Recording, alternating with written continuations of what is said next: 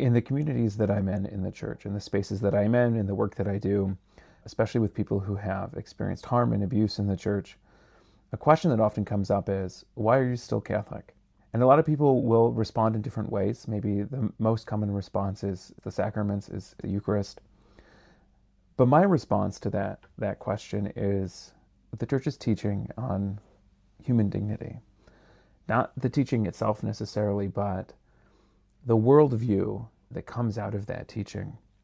So I wanted to share my love of that teaching and the implications of that teaching with you. So over the next several weeks, I'm going to be doing a short series of videos unpacking the church's teaching on the infinite dignity of every single human person and some of the less known and I think really important implications of that for this moment in the church and in history today. At Vatican II, in Gaudium et Spes, there's this line that the Council Fathers used, and it's not even its own sentence. It's a phrase within a larger sentence, and you can miss it if you're not looking for it, but it's really significant. In the Gaudium et Spes 24, the Council Fathers state, "The human beings are the only creature on earth which God willed for itself."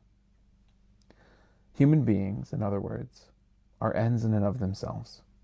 They can never be used as means to some greater end because there is no greater end.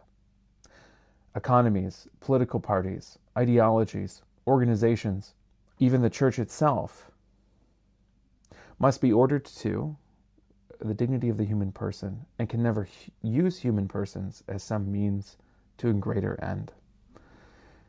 This teaching is a profound teaching, and the church has spent a lot of time since Vatican II unpacking what it means when it talks about human dignity.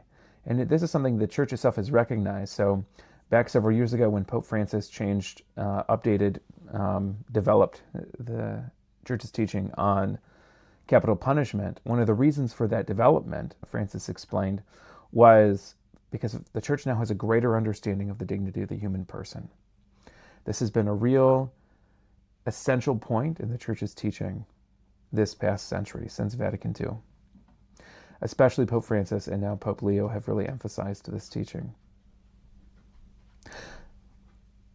In Fratelli Tutti, Pope Francis's great social encyclical, he said this: "For Christians, the words of Jesus compel us to recognize Christ himself in each of our abandoned or excluded brothers and sisters. Faith has untold power to inspire and sustain our respect for others, for believers come to know that God loves every man and woman with infinite love, and thereby confers infinite dignity upon all humanity. We likewise believe that Christ shed his blood for each of us, and that no one is beyond the scope of his universal love." This teaching on the infinite dignity of every single human person, is prophetic, and it's challenging. The implications of it, they cut across party lines, they cut across political ideologies, and they challenge us to view reality in a different way.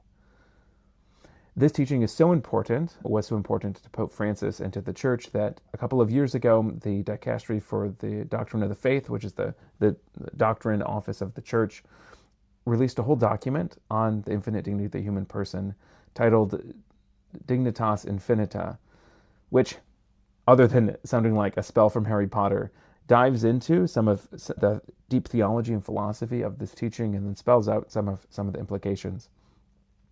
This foundational belief on the infinite dignity of every single human person can shape how you view the world, can help you navigate the world, and it can provide you with a much stable roadmap than any political party or ideology at this moment. This doctrine invites us to see politics and economics and society differently.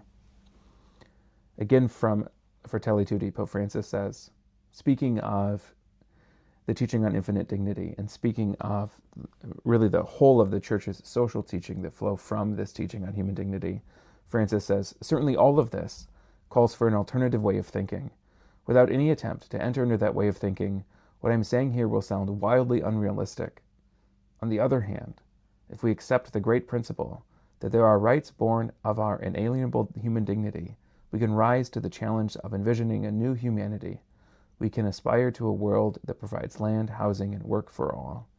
This is the true path of peace. So I invite you to join me over this next series of videos to explore this sometimes wildly unrealistic teaching and learn the wisdom that the Church has to give us through it.